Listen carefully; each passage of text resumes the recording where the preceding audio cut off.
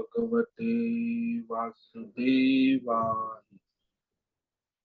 ओम नमो भगवते वासुदेवाय। ओम नमो भगवते वासुदेवाय।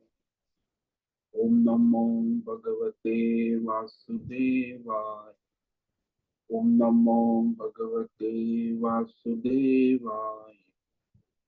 ओम नमो भगवते वासुदेवाय।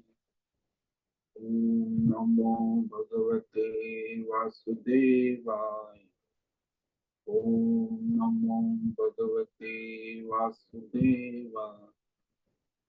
ओम नमो भगवते वासुदेवाय। ओम परमात्मने नमो नमः। ओम गणपतये नमो नमः। ओम सरस्वती नमो नमः। ओम गुरुभ्यो नमो नमः।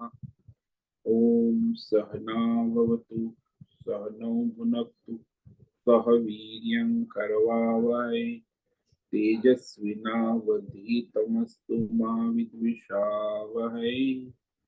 ओम शांति शांति शांति। सदाशिवसमारंभां शंकराचार्य मध्यमाम् अस्मदाचार्य पर्यन्तां वंदे गुरु परंपराम्।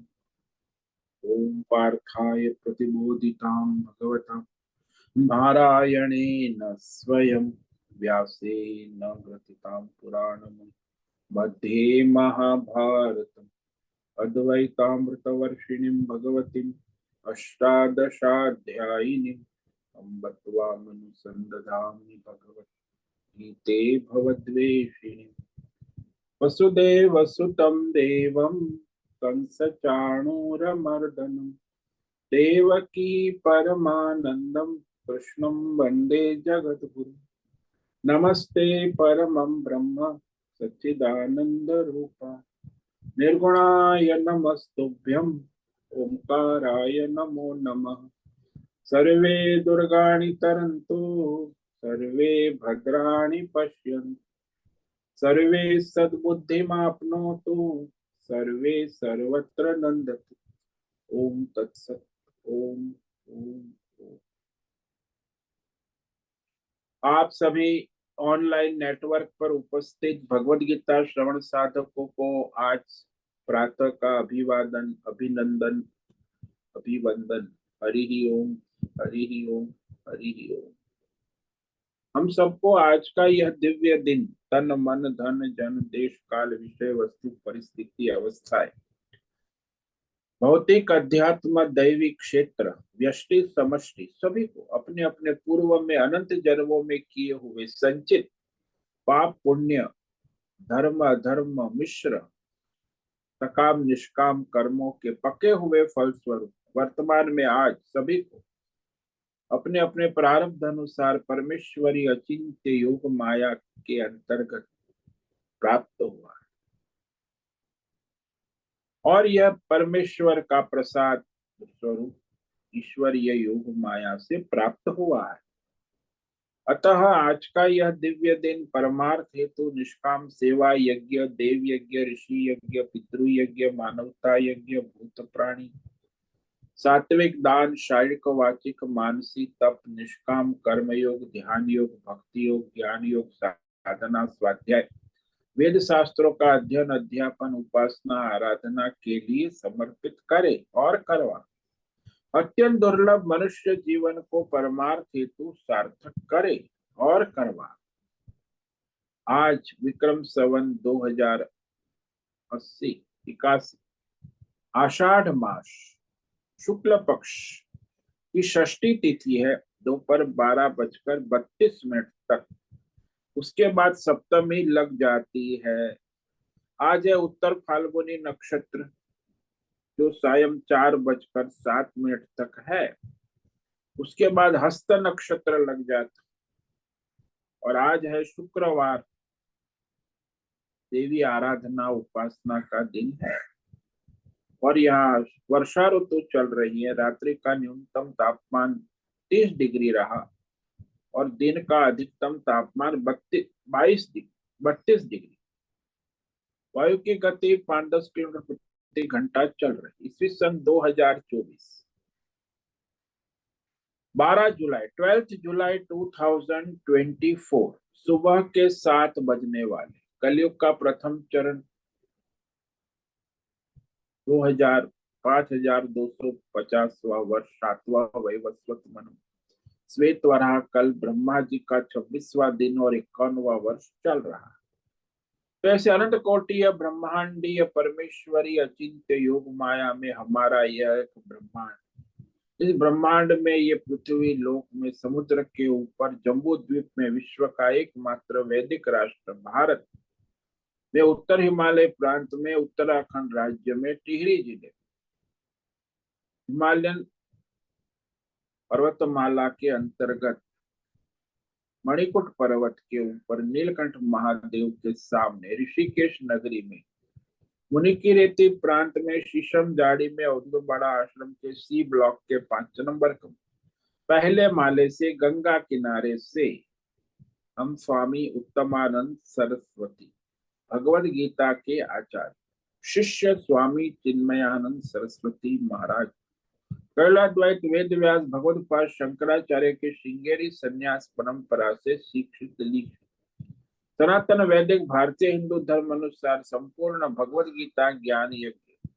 ऑनलाइन चैतन्यमय जीवंत लाइव प्रसारण के अंतर्गत व्याख्यान माला अध्याय 6 ध्यान योग के श्लोक नंबर 31 और 32 पर संस्कृत एवं हिंदी में व्याख्यान करेंगे।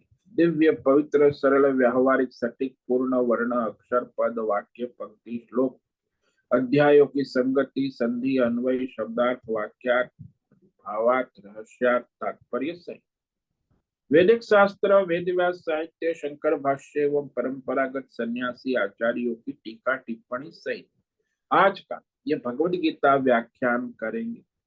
कृपया आप सभी श्रद्धा भक्ति ध्यान से परिपूर्ण होकर के यह दिव्य श्रवण साधना करें। इसमें से कुछ ग्रहण करे, कुछ धारण करे, कुछ अपने जीवन में चरितार्थ करे और उसमें निरंतरता लाए।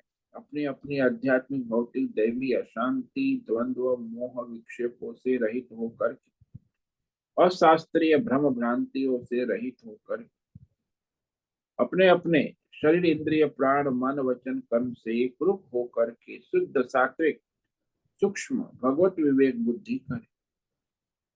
पुनः पुनः इस व्याख्यान का श्रवण करे, मनन करे, चिंतन करे, चर्चा विचारणा करे, लेखन करे, प्रचार प्रसार करे, लिंक भेजे, ग्रुप में शेयर करे, अपना और सबका परम कल्याण करे और करवावे। ओम तत्सत। ओम ओम ओम।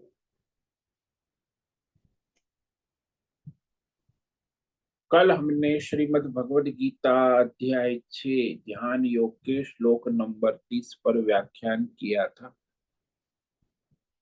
जिसमें भगवान ध्यान योगी जो योगी है उसकी स्थिति परमार्थ स्थिति उसके लक्षण कह रहे हैं कि परमार्थ में स्थित योगी के लक्षण क्या है, उसका व्यवहार क्या है, वो कैसे संसार में रहता है, उसकी दृष्टि क्या होती है, उसकी सृष्टि क्या होती है,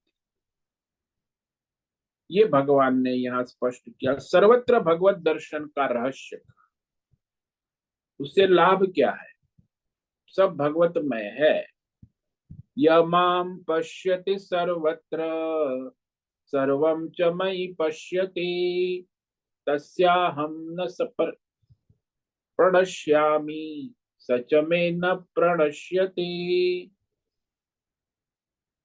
तो वो जो सब सर्वत्र कहा, सदा सर्वदा सब में परमात्मा रूप नारायण वासुदेव को व्यापक देखता है, यानी जानता है, अनुभव करता है। पश्यति, पश्यति का मतलब है अनुभूति। सर्वं च मयि पश्यति, और संपूर्ण भौतिक अध्यात्म दैव देश काल विषय वस्तु व्यक्ति परिस्थिति अवस्था वासुदेव नारायण के अंतर्गत ही जानता है, देखता है, अनुभव। तस्य हम न उसके लिए मैं कभी अदृश्य नहीं होता, अदृष्ट नहीं होता, और वह भी मेरे लिए अदृश्य अदृष्ट नहीं होता, यानी अनुपस्थित नहीं होते, नित्य सदा सर्वत्र उपस्थित रहते, यहाँ हर रूप में, परोक्ष या प्रत्यक्ष रूप में नहीं, साक्षात अपने स्वरूप के रूप में स्थित रहते, सदा सर्वत्र सब में नित्य उपलब्ध है। तो इस प्रकार वो एकत्व बताया। देखो, एकत्व है, इसी को संसार में लोग प्रेम कहते हैं, स्नेह कहते हैं, आत्मीयता कहते हैं। इसी एकत्व को भगवान यहाँ कह रहे हैं कि जिसके साथ एकत्व होता है उससे दूर कभी नहीं होने की इच्छा हो, कि ये मेरी आंखों से दूर कभी ना हो, ओझल ना हो। जो विषय हमारे पास हमारी ही है, तो वह विषय आमने सामने एक रूप है, तो वह मनुष्य सोचता है कि आंखों से कभी दूर ना हो। अत्यंत प्रिय वस्तु होती है ना, उसमें एकत्व होता है। आजकल के जमाने में लोगों को एकत्व मैं देखता हूँ, वह उसके मोबाइल के फोन, कहीं भी जाएंगे हाथ में मोबाइल रहे, रास्ते में घूमने जाएंगे, खाना पका रहे हैं, या बाथरूम में जाए, या टट्टी साफ करने जाए, तो भी वो मोबाइल जो है ना उसके साथ जाए। अब ये इसमें जो जड़ है वैसे तो विषय, लेकिन वो उसमें एकत्व है, तो मोबाइल से लोग बहुत एकत्व दिखाते हैं। लेकिन यहाँ जो भगवान के साथ एकत्व की बात है, ठीक वैसे ही जैसे मनुष्य को सामान्य संसारी मोबाइल में एकत्व होता है, ऐसे ही भगवान में एकत्व, कि वो जीवात्मा भगवान का साथ एकत्व भाव में स्थित रहता है। तो जो अति प्रिय होता है उसमें एकत्व होता है, अति प्रिय जो है वही एकत्व का कारण बन जाता है। जैसे संसार में भी देखा है कि वो माता पिता को अपना पुत्र संतान अति प्रिय है, तो संतान में वो अपना एकत्व को देखते हैं। तो संसार में ये एकत्व जो है वो परम मुक्ति का साधन है, लेकिन ये लौकिक सांसारिक नहीं, परमार्थ एकत्व का। परमार्थदर्शी उन्हें भगवान को एकत्व प्रिय है, कि जो परमार्थदर्शी है। तो इससे सिद्ध हुआ कि जो परमात्मा के साथ जिसका एकत्व हो गया है उसकी जीवन मुक्ति सिद्ध हो जाती। अब वो जीवन मुक्ति कैसी होती है? जैसे आत्मज्ञानी जो है सभी प्राणियों को आत्मा में ही देखता है, और सभी भूतों में भी आत्मा को ही देखता है, फिर वह किसी से घृणा या द्वेष नहीं करता, किसी का तिरस्कार नहीं करता है। ये सभी आत्मा है परमात्मा। अब ऐसी स्थिति में एक महात्मा थे वहां हिमालय में, तो उनके पैर में कुछ परेशानी हो गई, कीड़े पड़ गए पैर से, कीड़े तो कष्ट तो होता है। अब वो कीड़े की दवाई इलाज कुछ नहीं करते, ऐसे जैसी प्रभु की मर्जी, महात्मा है। तो कीड़ा जब उसके पैर से बाहर जाता था तो अरे तू कहाँ जा रहा है, तुझे फिर खाना नहीं मिलेगा। तो कीड़े को वापस अपने पैरों के ऊपर रख देते थे कि यहाँ तू खाएगा जिएगा, तेरा जीवन यहाँ नहीं, यही है। तो वो उसको अपने जीवन रूप में देखते थे कि ये तो आत्मा है, उसमें कोई द्वेष घृणा तिरस्कार की भावना नहीं होती है। जो एकत्व दर्शन सब में करता है उसे किसी में भी घृणा नहीं, जो कष्ट देता है या सुख देता है। एक संत थे, उनकी पत्नी उन्हें बड़ा कष्ट देती थी, तो भी वो कहते जैसे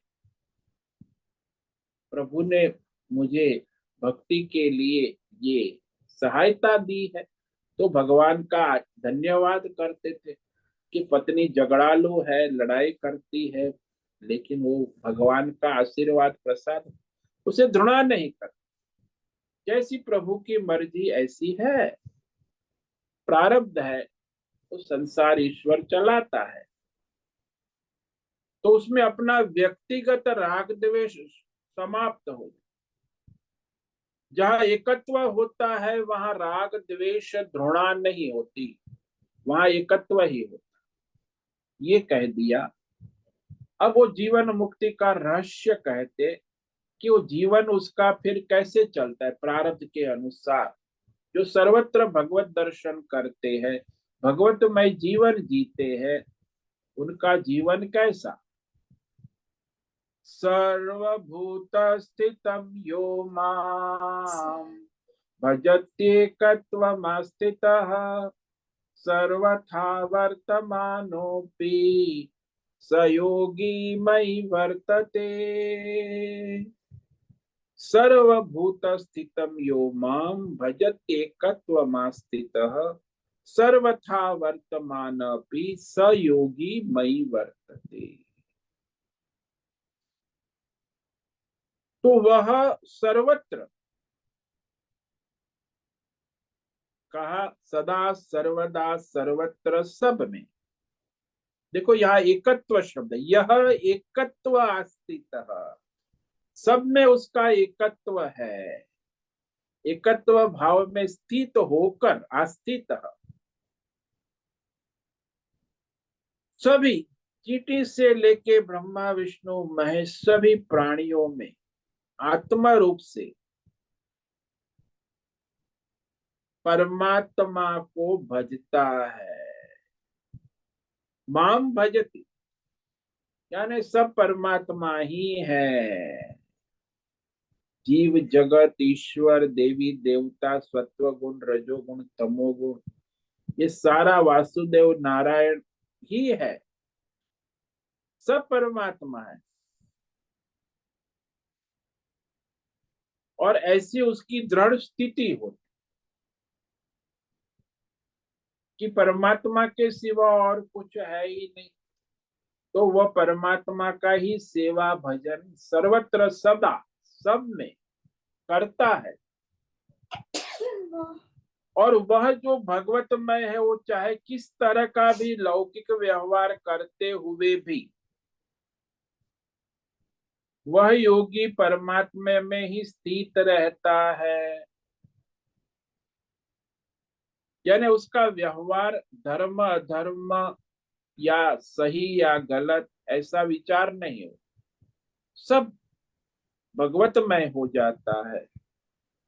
जैसे वो बालक होता है, वो खेलता है तो उसको कहीं तोड़ फोड़ भी कर देता है, गुस्सा भी कर देता है, फिर कभी वो स्नेह लाड़ भी कर लेता है, तो माता पिता उससे विचलित नहीं कि वो बालक है, उसकी जो कभी उसका क्या सब क्या करे कुछ कह नहीं सकते। बाल स्वभाव है, बाल लीला है, बाल वृत्ति है, तो वो कोई भी व्यवहार करता है लौकिक व्यवहार, तो उससे दोष नहीं लगता है बालक को। माता पिता को चाटा मार दिया बालक ने, तो क्या बालक को दोष लगता है? अरे वो बालक है, 1 साल 2 साल का, उसे कहाँ पता है कि वो। ऐसे ही जो आत्म योगी है, चाहे किसी तरह का लौकिक व्यवहार करते हुए भी वह योगी भगवतमय ही रहता है। सर्वथा वर्तमाने योगी मई वर्तते, सर्वथा भगवतमय रहे, क्योंकि सब में स्थित, चींटी से लेके ब्रह्मा विष्णु महेश सब में नित्य उपस्थित जो परमात्मा तत्व है उसी को यहाँ वासुदेव कहते हैं, उसी को नारायण। हम जो कहते हैं ना, ओम नमो भगवते वासुदेवाय, ओम नमो नारायणाय, ये मतलब कि सभी का अंतर्यामी रूप में नित्य उपस्थित है, उसको हम प्रणाम करते, वंदन करते हैं, नमस्कार करते। तो ही परमात्मा तत्व को ही नारायण कहा जाता है, उसी परमात्मा तत्व को वासुदेव कहते हैं। उसी के प्रति जिसका अनन्य एकत्व हो गया है, यानी उसकी मन बुद्धि उस नारायण वासुदेव के साथ एक रूप एक रस हो गई, तो वही उसकी नित्य सेवा भजन करेगा, सदा सर्वदा सर्वत्र सब में केवल भगवत भाव से उसका भजन करेगा, सेवा करेगा। एकत्व पूर्वक सेवन, एकत्व यानी जिसको आज की भाषा में प्रेम कहते हैं, लव कहते हैं, स्नेह कहते हैं, ये एकत्व की। लेकिन ये लौकिक सांसारिक एकत्व नहीं है, यहाँ पारमार्थिक बात चल रही है। इसीलिए आजकल जो ये प्रेम और ये सब मार्केट बाजार बॉलीवुड हॉलीवुड का प्रेम, ये कोई प्रेम वेम नहीं है, भोग है। उसमें कोई एकत्व नहीं है, भोग है, स्वार्थ है। यहाँ न भोग है न स्वार्थ है, परमार्थ है। तो वह एकत्व है सभी प्राणियों में, चींटी से लेके ब्रह्मा स्थित एकमात्र परमात्मा के साथ ही वह एकत्व कर सकता है, स्नेह कर सकता है। तो उसे कौन सी ऐसी सेवा भजन कर सकता है? बोले ये सबसे बड़ी सेवा है, एकत्व आस्थित, उस परमात्मा के साथ एकत्व में स्थित रहना ही उसकी सबसे बड़ी सेवा है। जैसे हनुमान जी है, हमेशा राम जी के साथ एकत्व रखते बैठते। अब ये करना हो, बस भगवान के साथ उसका एकत्व है, एकत्व में स्थित होकर हमेशा भगवान के सेवक बनकर 24 घंटा सेवा में उपस्थित रहे, वो एकत्व में स्थित। वैसे भगवान राम के साथ लक्ष्मण का एकत्व था। लक्ष्मण जो है भगवान, यहाँ तक कि उसकी अपने पत्नी को भी घर परिवार छोड़कर 14 साल भगवान के साथ लक्ष्मण ने बिताए, तो भगवान के साथ उसका एकत्व। तो लक्ष्मण है, जैसे हनुमान जी है, उनका राम के साथ ये एकत्व को ही भक्ति कहते हैं, अनन्य भक्ति, एकत्व मास्तित। परमात्मा ही मेरा स्वरूप है। इस प्रकार परमात्मा में जो एकत्व, या शब्द भगवान ने कहा एकत्व मास्तित, एकता में स्थित होता है। ये सारे जीव जो है, सबके अंतर्यामी प्राण जो है, वो प्राण आत्मा वासुदेव और कोई नहीं, परमात्मा ही है। इसीलिए सभी में स्थित परमात्मा कोई अन्य है और मैं अन्य हूं, ऐसी उसकी बुद्धि नहीं हो। सब में परमात्मा ही है, जो मुझ में है वो तुझ में है, जो तुझ में है वो मुझ में है। परमात्मा सब में एक समान एक रूप से उपलब्ध है। तो कोई अन्य है और मैं कोई अन्य हूं, ऐसा वो नहीं समझता। एकत्व आस्तिक, जैसे अंगूठी में, नेकलेस में, बैंगल्स में, बाजूबंद में, पायजेब में, मुकुट में, हार में, चेन में, सोने में, सब में सुवर्ण तत्व ही है।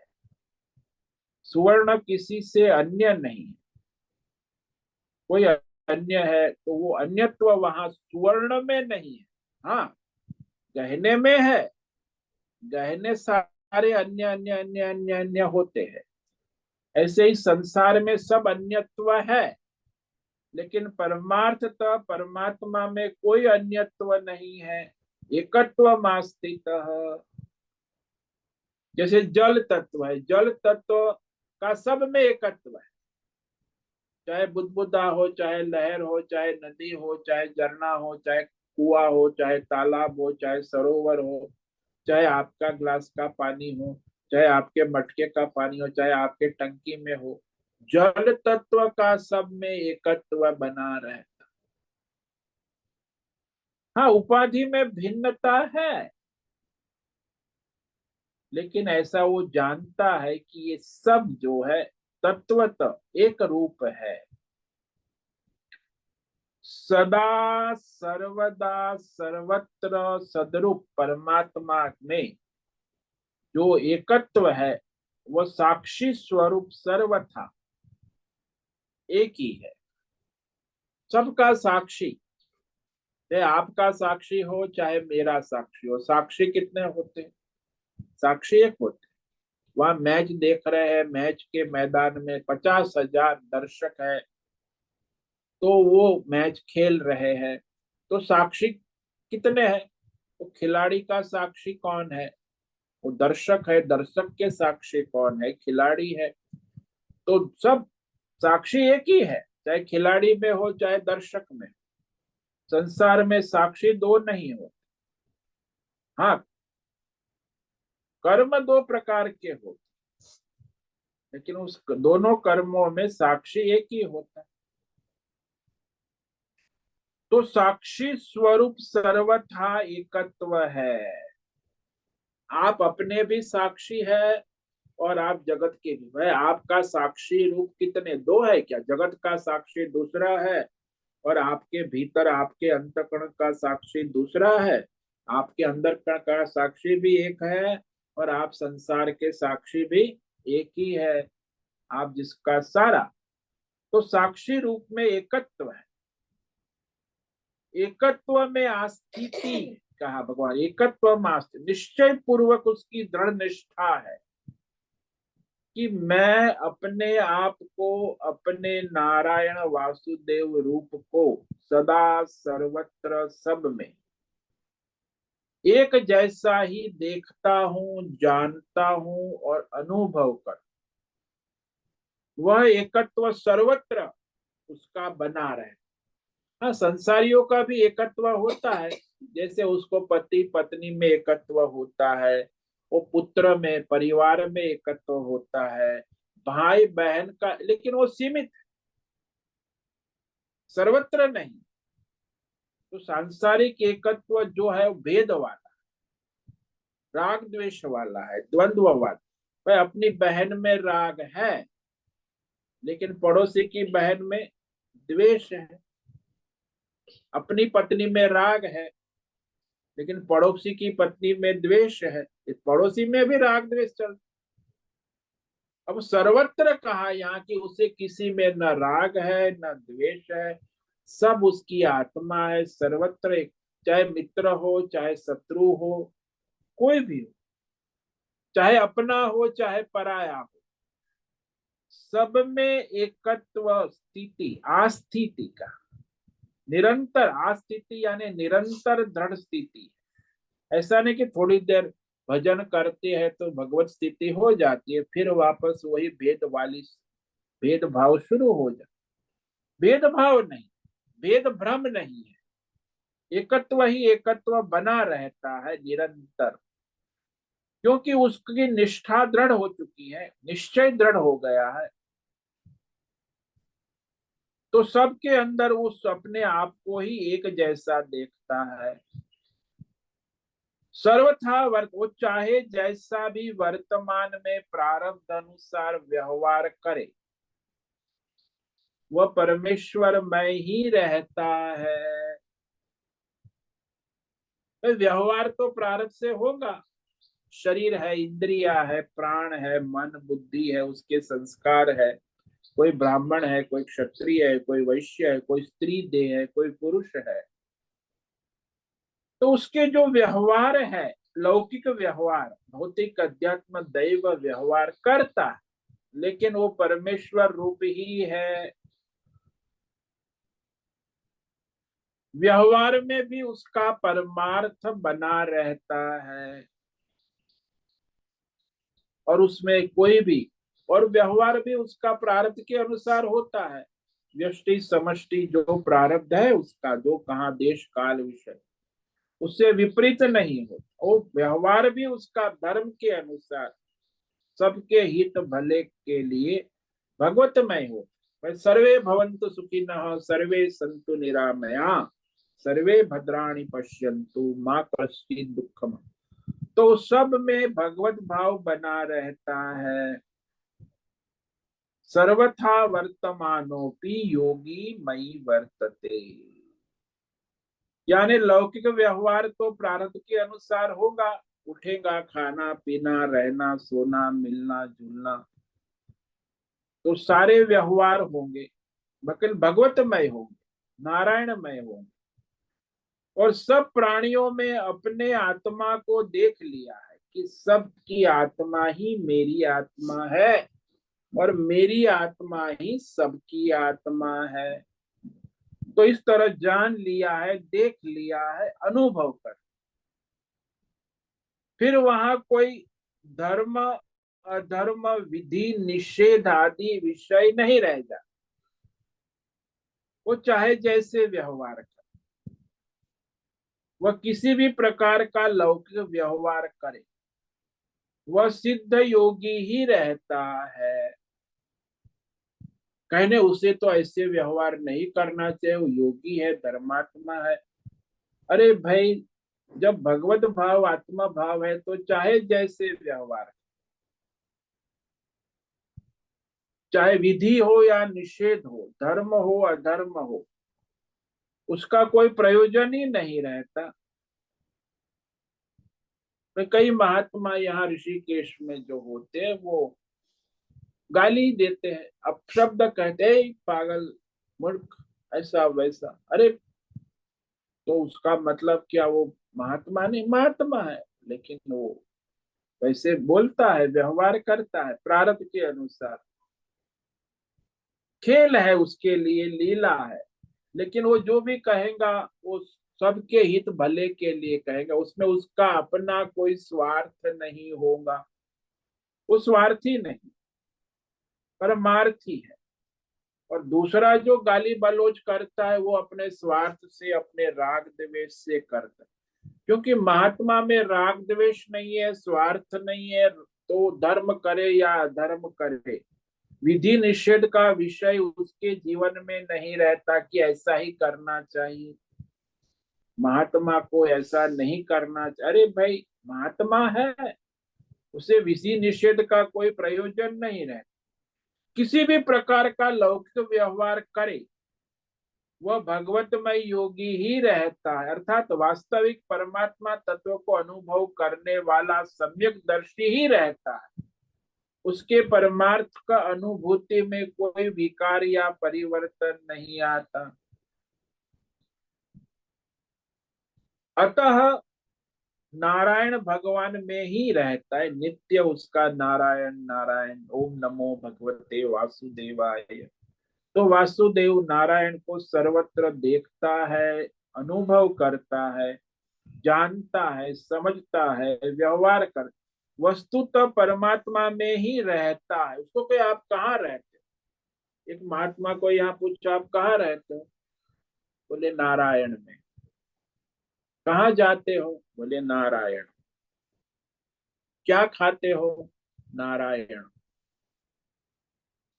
कहाँ रहते हो, अरे भाई रहते हो कहाँ ना, नारायण में रहते, नारायण ही नारायण। क्या पीते हो, नारायण। खाते भी नारायण, पीते भी नारायण, सोते भी नारायण, आते भी नारायण, जाते भी। कहते ना, खाते भी राम कहो, पीते भी राम कहो, आते भी राम कहो, जाते भी राम। राम राम राम राम, क्योंकि राम राम के सिवा कुछ है ही नहीं। तो भगवत में ही रहता है, वस्तुतः परमात्मा में उसका जीवन भगवत में ही होता है। इसे कहा इस श्लोक में वर्तमानोपि, वर्तमान में प्रारब्ध के अनुसार जैसा है वैसा सहज बालक की तरह लीला करता है, खेल करता है, व्यवहार करता है। उसे कोई धर्म अधर्म पाप पुण्य से कोई मतलब नहीं।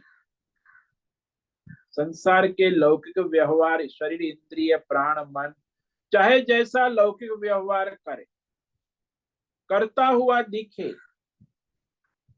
इससे उसके वास्तविक आत्म स्वरूप में कोई परिवर्तन नहीं आता है। जैसे कलाकार होता है, कलाकार चाहे कोई भी पात्र करे, चाहे भिखारी का करे, चाहे राजा का करे, चाहे चोर का करे, डाकू का करे, पुलिस का करे, कोई भी पात्र करे, पात्र करते हुए वो पात्र के अनुसार व्यवहार करता है कलाकार, लेकिन कलाकार में स्वयं कोई विकार नहीं होता।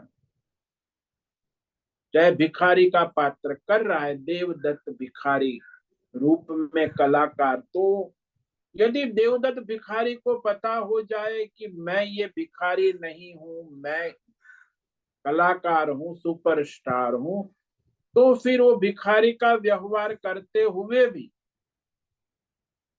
वो अपने कलाकार की मस्ती में मस्त रहेगा, क्योंकि मैं भिखारी नहीं हूं, मैं वो कलाकार हूं, सुपरस्टार।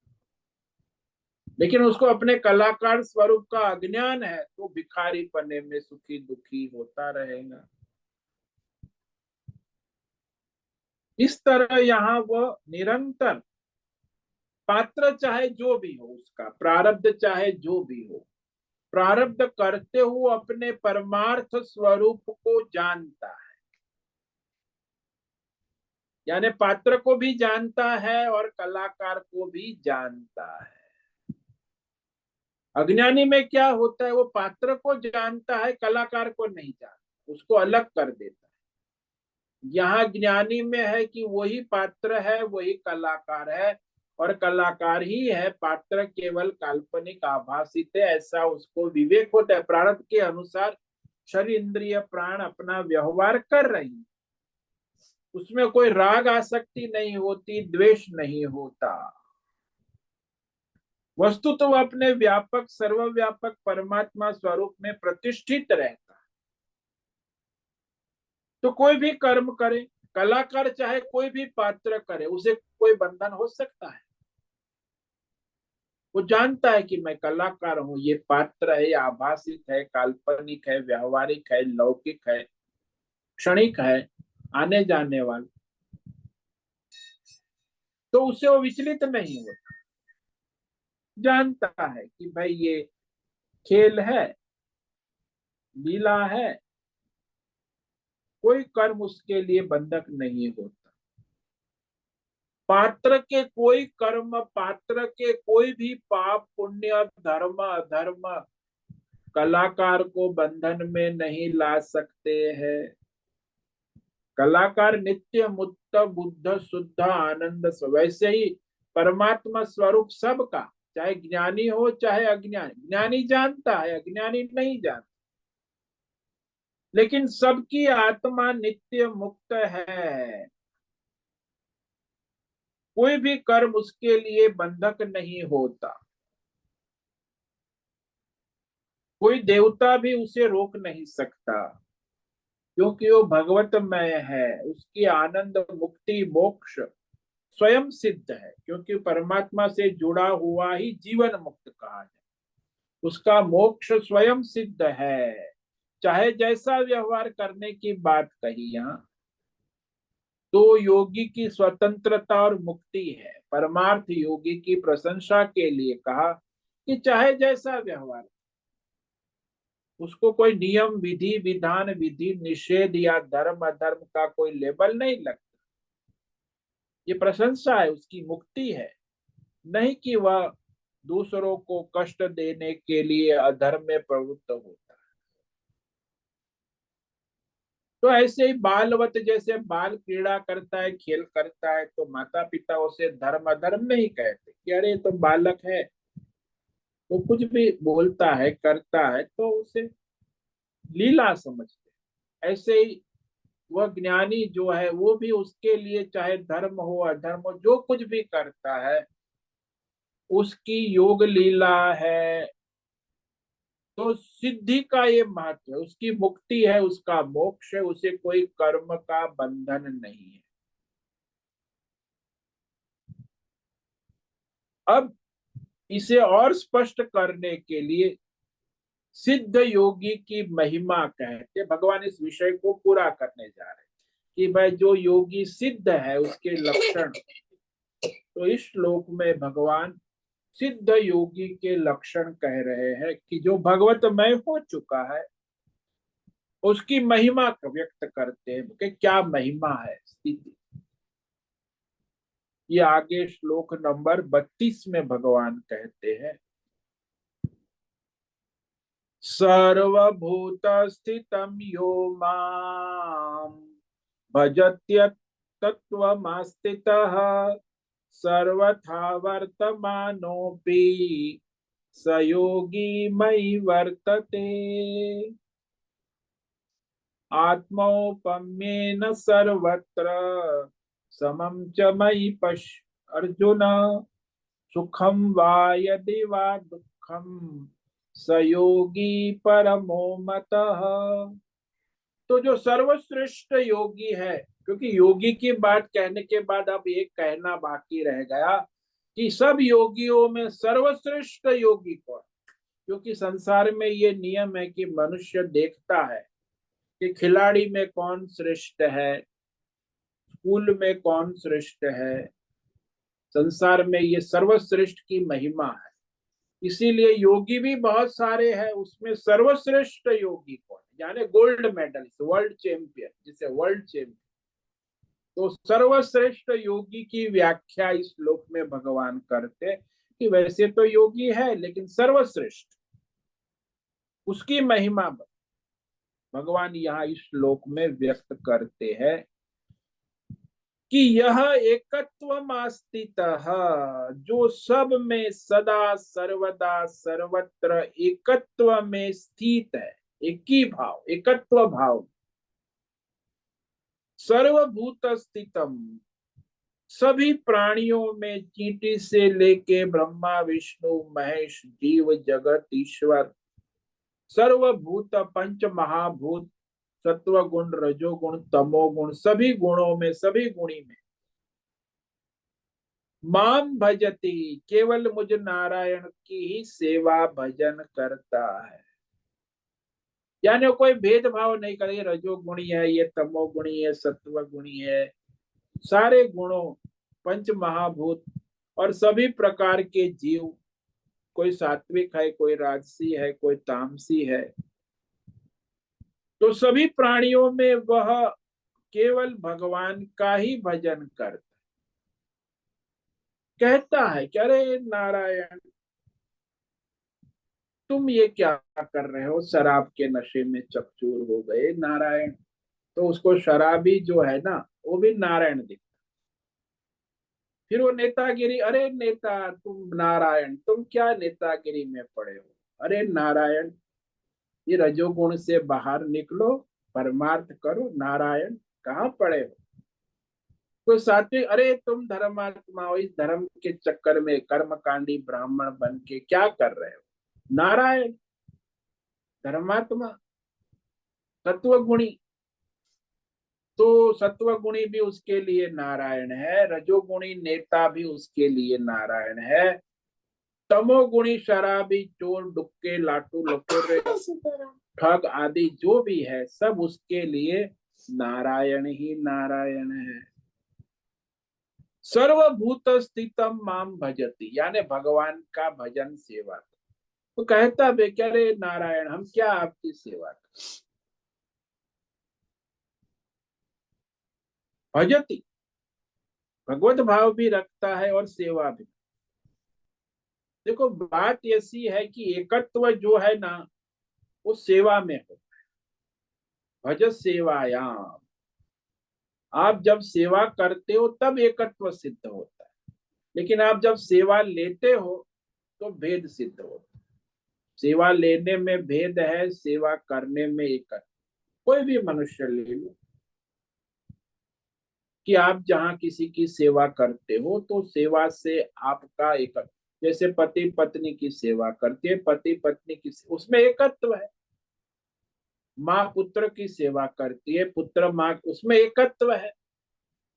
और जहाँ सेवा है, जहाँ व्यापार व्यवसाय है, वहां एकत्व नहीं। नौकर के साथ एकत्व नहीं है भाई। नौकर भी घर में है, काम करता है वो, फिर भी जो उसको अपने पुत्र में, अपने संतान में एकत्व होता है, उसका कोई हिसाब किताब नहीं होता, उसमें कोई धर्म कर्म नियम टाइम टेबल नहीं होता। पुत्र के साथ ऐसा एकत्व है ना। लेकिन नौकर है तो अरे, तो 9 बजे, 9:30 बज गए, देरी हो गई, क्यों आया, तेरी तनख्वाह काट लेंगे, तुझे अभी 5:30 बजे तक काम करना होगा, आज तेरी 5 बजे छुट्टी नहीं होगी। वो नौकर है, तनख्वाह भी लेता है 10,000 रुपया, काम भी ठीक से नहीं करता, रोज मत्था पच्चीसी करनी पड़ती है, कहते भी है उसको अरे तुझे निकाल देंगे काम से। क्यों? वो नौकर है। नौकर में एकत्व नहीं, क्योंकि व्यवसाय वो भी अपने स्वार्थ के लिए आ रहा है, 10,000 तनख्वाह, उसे भी मालिक से एकत्व नहीं, और मालिक को भी उसे अपने काम से मतलब है। तो मालिक अपने स्वार्थ में है, उसे अपना काम लेना है, और नौकर अपने उसे अपनी तनख्वाह लेनी है। तो उसमें कभी एकत्व नहीं हो सके, दोनों स्वार्थी है। मालिक भी स्वार्थी है, नौकर भी स्वार्थी। लेकिन वो पिता पुत्र भाई बहन, उसमें एकत्व है, क्योंकि वहां कोई स्वार्थ नहीं। एकत्व है आत्मीयता, ये मेरा है, ये मेरी है, मैं और वो, पिता और पुत्र एक है, माता और पुत्र एक है, तो उसमें एकत्व है। ऐसा एकत्व जो संसार में देखा है, वही एकत्व वो ज्ञानी का सर्वत्र होता है। बस फर्क यही है, एकत्व कोई अलग चीज नहीं है। लेकिन संसारी अज्ञानी मनुष्य को अपना एकत्व अपनी माँ में, अपनी बहन में, अपने भाई में, अपने पुत्र में देखा जाता है। ऐसा और जगह नहीं होता, सब जगह वो अपना स्वार्थ करेगा, दुनिया में व्यापार धंधा करेगा, एकत्व कहीं उसका नहीं होता। लेकिन घर में आएगा तो एकत्व दिखाने लगेगा।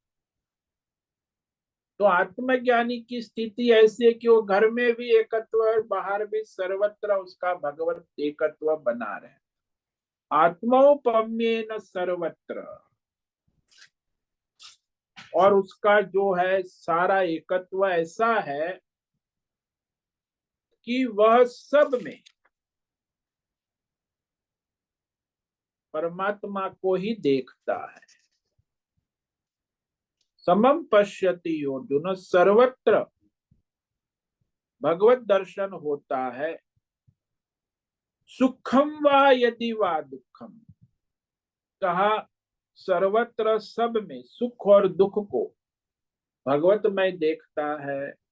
अच्छा भाई, सुख और दुख उसके लिए सब अपनी आत्मा है, सबके सुख और दुख में घुल मिल जाता है। कोई दुखी है तो उसके दुख में घुल मिल जाता है, कोई सुखी है तो जीवात्मा उसके सुख में घुल मिल जाता है। ऐसा नहीं कि उसके दुख से सुखी होता है तो संसारी है। किसी के दुख से सुखी होना ये संसारी पन, किसी के सुख से दुखी होना ये संसारी पन। वो तो उसके सुख में घुल मिल जाता है, सबके दुख में घुल मिल, सब में सम एकत्व भाव रखता है, उसका अपना ही मानो है।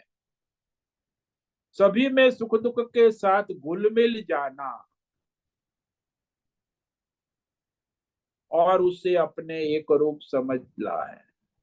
जैसे वो आपने कथा देखी होगी कि वो साधु की वार्ता सबने सुनी होगी, कि साधु गंगा जी पीपल के पेड़ के नीचे स्नान कर रहे थे गंगा किनारे। तो वहां वह पेड़ के ऊपर से बिच्छू गिर गया नदी में, गंगा नदी में। साधु ने देखा, रे बिच्छू बह रहा है, मर जाएगा, डूब जाएगा, अब उसे बचाना है। तो साधु उसके पास जाकर उसे उठाया। वो बिच्छू ने क्या, उसका तो स्वभाव है, डंक मार दिया, अरे झटक दिया हाथ में जो, फिर उठाया, फिर झटक, कितनी बार, 5 बार डंक मारे। लोग कह रहे बाबा जी मरने दो, को काट रहा है तुम्हें, क्यों उसके पीछे पड़े हो। आखिरकार उस महात्मा ने उसे उठा के किनारे रख दिया, वो चल दिया, अपने रास्ते चल दिया। बाबा जी ने उसको नमो नारायण नमस्कार किया कि नारायण आप अपने रास्ते, मैं अपने रास्ते। क्यों भाई, इतना कष्ट दिया, इतना दुख दिया, फिर भी वो भिक्षु के प्रति उनको द्वेष घृणा तिरस्कार नहीं है। दुखम व सुखम व, तो दुख की बात का ऐसे सुख की बात भी है, उसमें भी उसका एकत्व है। कोई राजा महाराजा ने उसे महल में रख दिया तो उसमें भी एकत्व है, उसके महल में रहता है, मौज करता है, 2 4 दिन सत्संग करता है, फिर चला जाता है। तो सुख से सुखी नहीं होता, दुख से दुखी नहीं होता, सब में भगवत दर्शन उसका। तो ऐसा जो योगी है, सर्वत्र समदर्शन करने वाला, परमम मतः, this is the final ultimate, सबसे श्रेष्ठ, सारे योगियों में, सारी दुनिया में सबसे टॉप, फर्स्ट गोल्ड मेडल इस प्रथम योगी, सर्वप्रथम परमम श्रेष्ठ, परम श्रेष्ठ का, कि जो अपने सुख और दुख को सब में सब देख। एक संत महात्मा थे, वो गाय जो उनके पाली हुई थी, तो गाय से उनका बड़ा एकत्व था। तो जो सेवक रखा था, वो सेवक ने गाय को 3 4 डंडे मार दिए, डंडे मार दो, गाय को लाल सूल पड़ गई। तो महात्मा जी तो बड़े, वो भी आ करने लगे, उसे भी डंडे अनुभव ने। तो भक्तों ने महात्मा को नहाते देखा, तो उसके पीठ में लाल डंडे पड़े। बोले किसने मारे महात्मा? अरे भाई मेरी गैया को मार दिए डंडे, वो मुझे भी। तो उसका इतना एकत्व है। तो ये घुल मिल जाना सुख दुख में, ये सबसे श्रेष्ठ योगी के लक्षण है। तो उत्कृष्ट योगी जाना जाता है, भगवान ने ये कह दिया। अब आज पर आगे कल विचार करेंगे कि ये जो योगी है सर्वश्रेष्ठ योगी, यानी वो परम योगी जिसको भगवान ने कह दिया।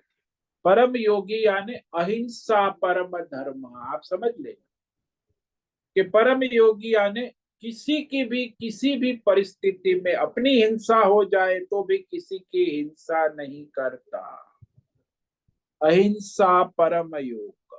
तो योगी की अंतिम अवस्था ही है अहिंसा। हमारे सनातन धर्म की परम स्थिति है अहिंसा। अहिंसा में जो स्थित हो गया वो परम योगी कहा जाता है। हाँ, कभी कभी उसके निषिद्ध कर्म हो जाते हैं, फिर भी वह भगवत में ही कहा जाता है। कल इस पर और विचार करेंगे, ये श्लोक बड़ा अद्भुत है। परम योगी के लक्षण कह के भगवान इस विषय का समापन करते कि सिद्ध योगी के लक्षण बताते आ रहे 4 5 श्लोक में। इस श्लोक में उस परम योगी का लक्षण कह रहे हैं। ओम नमो नारायणाय, ओम नमो नारायणाय, ओम नमो नारायणाय, ओम नमो नारायणाय, ओम नमो नारायणाय, ओम नमो नारायणाय। कायेन वाचा मनसेन्द्रियैर्वा बुद्ध्यात्मना वा प्रकृते स्वभावः करोमि यद्यत् सकलं परस्मै नारायणायेति समर्पयामि। ओम सर्वे भवन्तु सुखिनः, सर्वे सन्तु निरामयाः, सर्वे भद्राणि पश्यन्तु, मा कश्चित् दुःखमाप्नुयात्। अस्तु मा सद्गमय, तमसो मा ज्योतिर्गमय, मृत्योर्मामृतङ्गमय। ओम पूर्णमद पूर्णमिदं पूर्णात् पूर्णमुदच्यते, पूर्णस्य पूर्णमादाय पूर्णमेवावशिष्यते। ओम शांति शांति शांति। शंकरं शंकराचार्यं केशवं बादरायणं सूत्र भाष्य कृतौ वंदे भगवन्तौ पुनः पुनः। ईश्वरो गुरुरात्मेति मूर्ति भेद विभागिने व्योमवद् व्याप्त देहाय दक्षिणामूर्तये नमो नमः। ओम गुं गुरुभ्यो नमो नमः। ओम तत्सत। ब्रह्मार्पणमस्तु। ओम। ओम। ओम।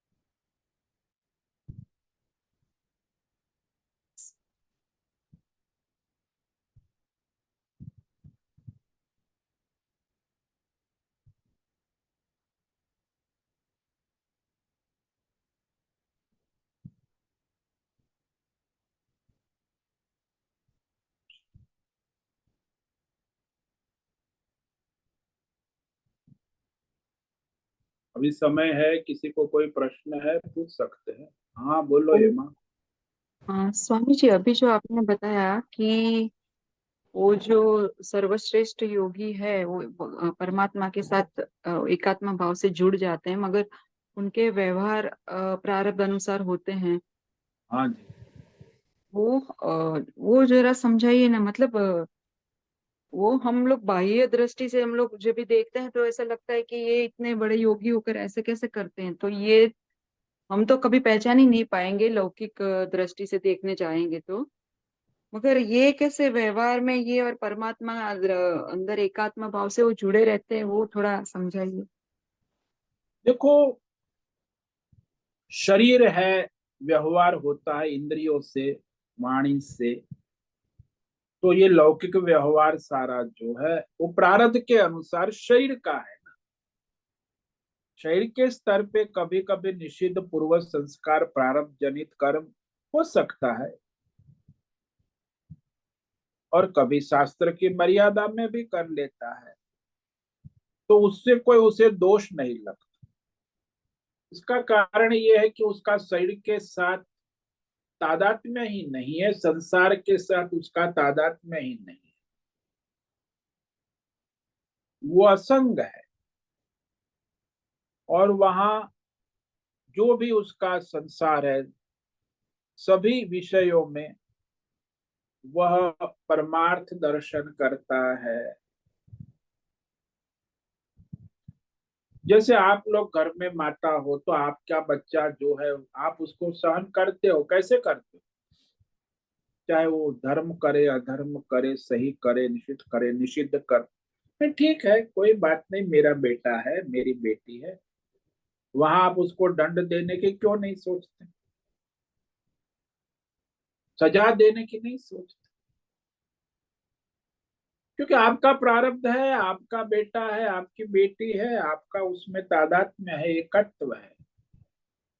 तो उसमें धर्म अधर्म का कोई हिसाब किताब नहीं। प्रारब्ध है, उस अनुसार व्यवहार होता है। वैसे ही जिसको परमात्मा दर्शन है, आत्म दर्शन है, तो सभी में उसका वह भगवत भाव बना रहे, चाहे वो अधर्म करे चाहे धर्म करे। प्रारब्ध के अनुसार वो होता है, वो अपने परमात्मा में स्थित है। तो कभी यानी कि ऐसा भी। जैसे वो योगी होते हैं, वो दूसरों को कुछ करते हुए देखते हैं तो सिर्फ साक्षी दृष्टा भाव में रहते हैं कि वो उनका जी। प्रारब्ध है वो कर रहे हैं, वैसे अपने शरीर को भी वो ऐसे साक्षी से देखकर वो उनका प्रारब्ध है ऐसे करके देखते हैं। हाँ, तो उसका अपना ही शरीर का अपना भी प्रारब्ध है। तो अपने शरीर, अपनी इंद्रिय, अपने प्राण मन, वो प्रारब्ध के अनुसार चलते हैं। उसमें कोई उसका कोई प्रयत्न रुक नहीं सकते, वो तो प्रारब्ध है, उस अनुसार ही चलेगा ना। हम्म। शरीर इंद्रिय प्राण जो चलते हैं, तो उसमें क्या, कभी वो धर्म करेंगे अधर्म करेंगे, तो उससे जैसे माता पिता उनके बच्चे धर्म करे अधर्म करे, वो उसके अपने आत्मस्वरूप है। उसमें वो कोई विचलित नहीं होते कि भाई जैसा भी है मेरा है ना, मैं हूं ना।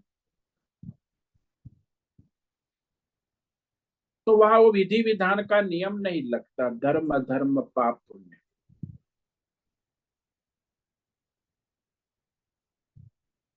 यही उसकी विशेषता है कि भाई निरंतर वह भगवत भाव में बने रहने के कारण भेदभाव नहीं रहता।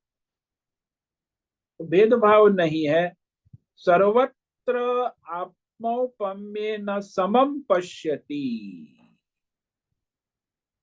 तो वो संपूर्ण प्राणियों में, जिसको हम विश्व बंधुत्व, हमारी जो वसुधैव कुटुंबकम की भावना है, यही है।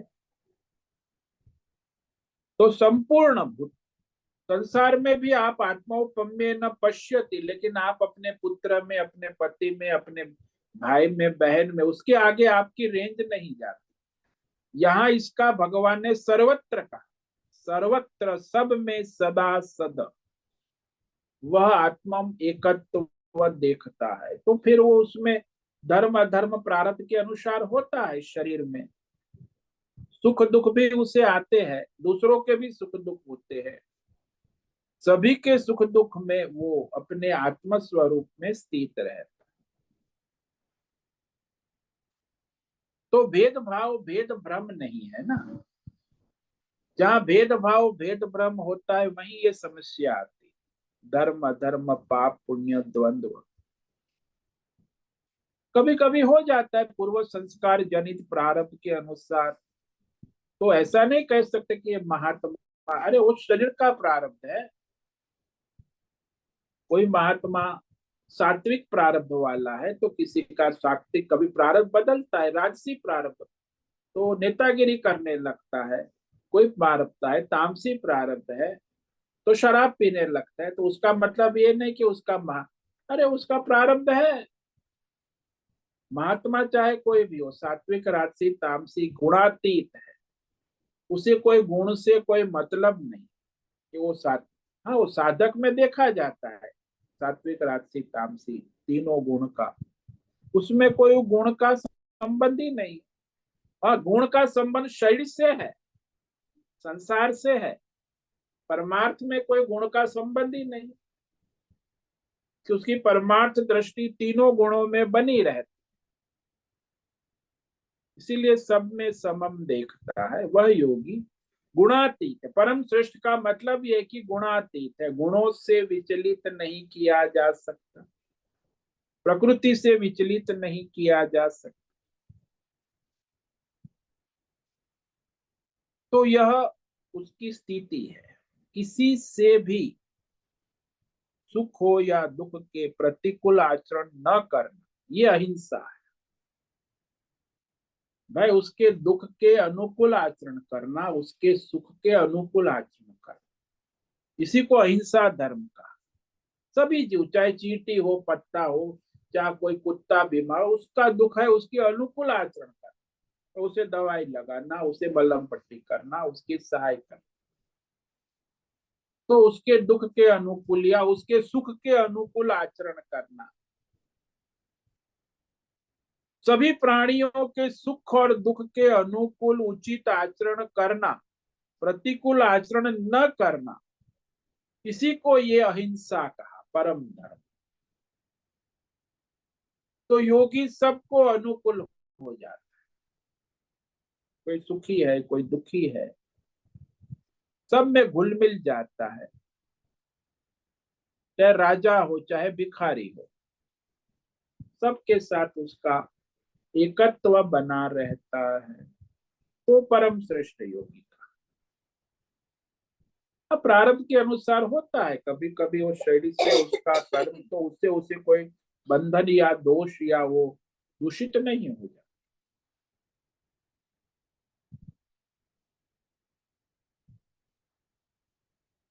समझ में आया? हाँ स्वामी जी, मतलब स्व का कोई वो ही नहीं है, पूरा दूसरों के लिए अपना जीवन समर्पित कर दिया है वैसे। हाँ सर्वत्र सर्वत्र एकत्व, उसका अपना स्व का कोई अस्तित्व ही नहीं, सर्वम हो गया ना, स्व का हाँ। लय हो गया, सर्वम हो गया। सर्वे हम्म, भवन्तु सुखिनः सर्वे सन्तु निरामयाः, यही उसका जीवन है।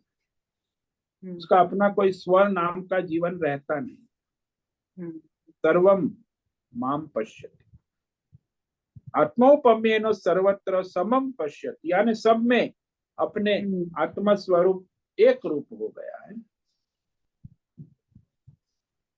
जैसे मनुष्य अपने मस्तक, हाथ, पैर, शरीर में एकत्व रखता है ना, ऐसे वो सारे संसार में एकत्व, कि मैं ही हूं, ये मेरा हाथ, पैर, आंख, नाक, कान, उसमें कैसे एकत्व है।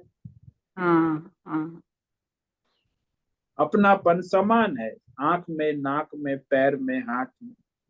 उसके दुख में और सुख में भी अपनापन, भी आंख में दुख है, हाथ में दुख नहीं है, दाएं हाथ में दर्द है, तो हाथ पैर के सुख दुख में भी हमारी समता रहती, अपनापन बना रहता है। वैसे ही सभी प्राणियों में वह उसकी आत्मीयता, एकत्व बना रहता, यानी यथा पिंडे तथा ब्रह्मांडे, जैसे उसका अपने पिंड में होता है, वैसे सभी ब्रह्मांड में सबके प्रति उसकी वही भावना होती है, एकत्व होता है, आत्मीय भाव बना रहता, यानी आत्मीय भाव, सर्वात्म भाव, अपने प्रति नहीं सबके प्रति बना रहता। बहुत बड़ी स्थिति है ये तो। हाँ, इसी को परमम कहा ना भगवान, परमम योगी मत, भगवान मत, ये अंतिम स्थिति, इससे आगे कोई योगी की स्थिति नहीं है। फाइनल भगवान ने कह दिया। इसी के साथ भगवान ये विषय भी समाप्त करेंगे। अब अर्जुन प्रश्न पूछेगा कि आपने जो योग कहा वो तो मैं, बुद्धि इंद्रिय मन चंचल है, मैं इसे स्थिति तो नहीं देख पा रहा हूँ, कैसे, प्रैक्टिकल नहीं है आपका, थियोरिटिकल तो मैं समझ में आ गया। ये योग आपने जो कहा, साधना कही, साधन का, तीनों कह दिया ना भाई। साधक को साधन भी कहा, साधना भी किया, और साध्य स्थिति भी बता दी, सब पूरा स्पष्ट चित्र कर दिया। तो अर्जुन को हाँ, हमारे मन में जो प्रश्न होता है वही अर्जुन जी ने पूछा है। हाँ जी, हाँ जी। तो उसका वो प्रश्न कल होगा, तो कल तो इस श्लोक पर और विचार करेंगे, फिर परसों ये अर्जुन उवाच पर विचार करेंगे। बहुत बहुत धन्यवाद स्वामी जी। ओम नमो नारायण। ओम नमो नारायण। ठीक है, आज का समय पूरा हो गया। सभी साधकों को आज का ओम नमो नारायणाय, सबको आज का ओम नमो नारायणाय। ओम नमो नारायण स्वामी जी। ओम नमो नारायण। उससे निवेदन है आज का सत्संग पूर्ण करें। ओम नमो नारायण। ओम नमो नारायण स्वामी जी। आज का दिवस सत्संग यही पूर्ण करते हैं। सभी साधकों को ओम नमो नारायणाय। सभी साधकों को ओम नमो नारायणाय।